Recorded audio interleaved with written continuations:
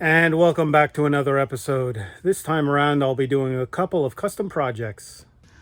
So here at the bow, I need to do something about this bicolor bow light because the green side, the starboard side, is blocked by the anchor roller. So I got one of these, which actually matches the one I did in the last episode on the stern that I attached to the monitor. So only issue is there's nowhere to really attach it, so I need to come up with some sort of custom mount.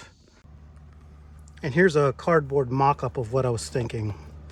Just a piece of sheet metal wrapped over the top, some slots in the side to attach it to the pulpit. That bar in the middle makes this a little bit more complicated. I need to use two of them.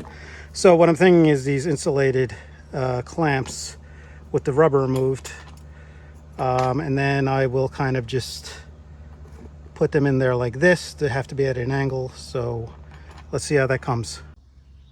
And here's what I'm thinking. The straps will probably go inside underneath, but I place them this way for now. And this will bolt to this, and then I'll have to do something with the wiring. But I think this is the gist of it.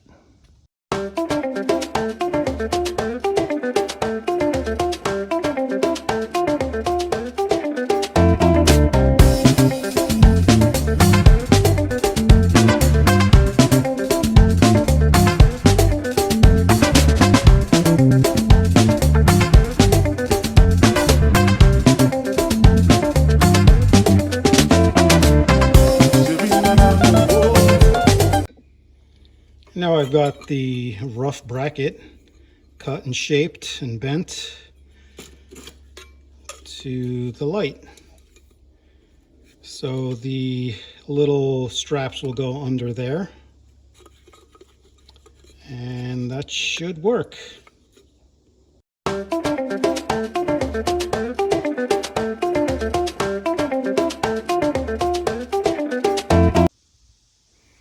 And now after a lot of polishing, I have this very mirror finish. Almost looks like a factory piece, with the exception maybe the slots, but the straps will be going in there, and you won't see the imperfections there. And I'm really impressed with this inexpensive polishing kit from Harbor Freight. That plus this little buffing cone. Actually, I sanded first, and then I polished, and then I buffed. And this is what I get, and I'm really impressed by that.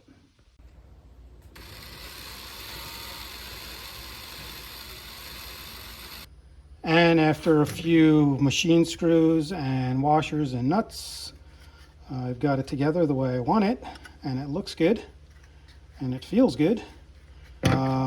So just need to change out the incandescent bulb for an LED, and then install and wire.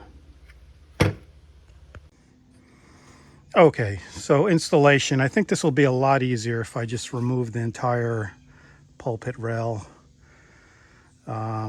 especially for wiring.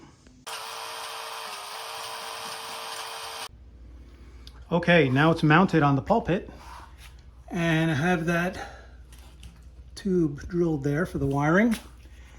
The straps are mounted. I used a little bit of inner tube under there just for extra security. It was probably fine without it.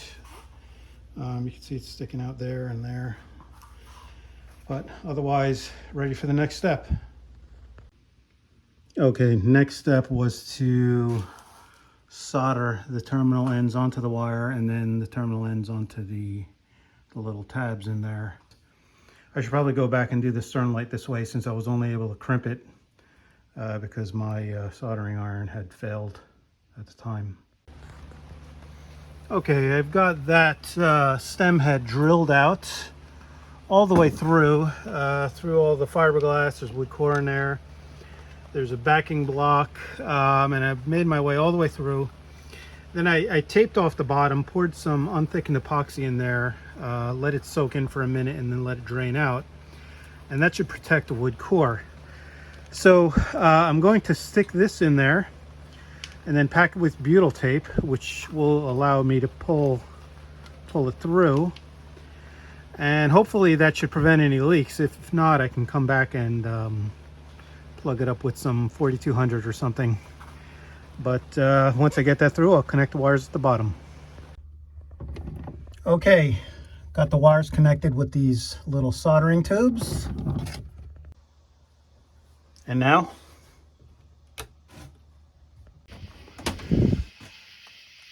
oh yeah, that works. Moving on. Next project will be replacement of lifelines and pelican hooks. So this is something I should have did quite a long time ago. I mean, these are the ones that came with the boat. These are vinyl coated ones. Seems to be okay wherever there's no vinyl. I'm not sure what happened there. But wherever there is vinyl, you'll start to see rust bleeding through if the vinyl is cracked. So I think it's safe to say these have gone past their life expectancy. Okay, and to get started, I need some 316 stainless cable. Got about 100 feet here, the flexible type. Some pelican hooks, and I have a whole bunch in my parts box, as you can see, much more than I need. And these are not the over center type, which is the preferred type, but these will do, and they're actually a match for the ones I have on here. The only difference being these are the machine swage type, while these are the hand crimp type.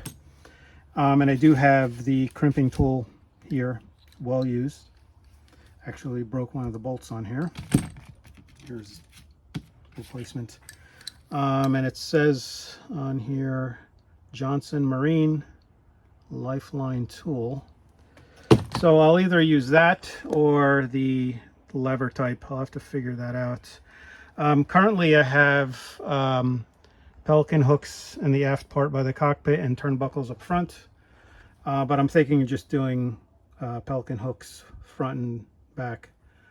That might make life a lot easier. Okay, so I'm using the hand crimp tool. I'm not even sure if that lever type will actually work. So I got the first one in here. I'm about to do the first crimp. So I just tighten each of these bolts little at a time on each side until the two pieces meet. And that'll be the first one.